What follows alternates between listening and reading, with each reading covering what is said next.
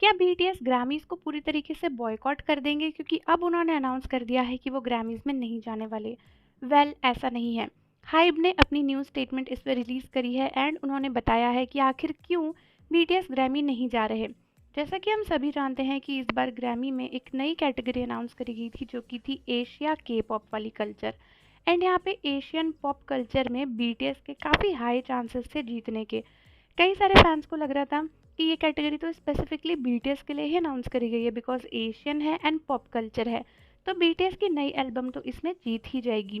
लेकिन बीटीएस ने बताया है कि इस कैटेगरी में काफ़ी एक्सप्लिसिट कुछ रूल्स लिखे थे जिसकी वजह से बीटीएस इसमें एलिजिबल ही नहीं है। स्पेसिफिक पॉप कैटेगरी बनाने के बाद भी ग्रैमीज ने रूल में लिख दिया कि इसमें कोई भी ऐसे सॉन्ग्स नहीं कंसिडर किए जाएंगे जिसमें पूरे तरीके से इंग्लिश लिरिक्स होंगे। और दोस्तों, इस बार बीटीएस की अरिरांग एल्बम में ज़्यादातर गानों में इंग्लिश लिरिक्स हैं जिसकी वजह से बीटीएस एलिजिबिलिटी क्राइटेरिया से ही बाहर थे। साथ ही साथ अगर बीटीएस कंसीडर भी करते तो भी काफ़ी सारी ऐसी चीज़ें थी जो बीटीएस को इस कैटेगरी में जीतने से रोक रही थी।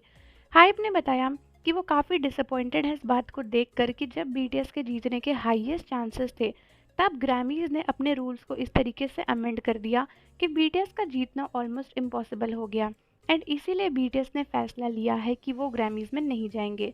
हाइप ने ये भी बताया कि ये कंपनी वाइड बॉयकॉट नहीं है एंड बाकी कोई भी आर्टिस्ट कंपनी से अगर ग्रैमीज में जाना चाहते हैं तो वो सबमिट कर सकते हैं जैसा कि उनका स्केड्यूल डिसाइडेड था। लेकिन हाँ, अब बीटीएस ग्रैमीज में नहीं जाने वाले हैं बिकॉज बीटीएस को लगता है कि ग्रैमीज का इन्फ्लुएंस उनके लिए ठीक नहीं है।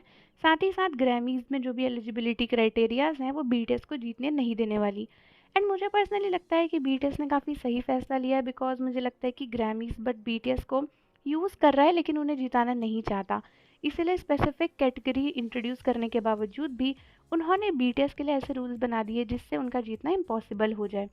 तो आप लोग मुझे बताओ कि आपके हिसाब से बीटीएस ने सही फैसला लिया या फिर नहीं।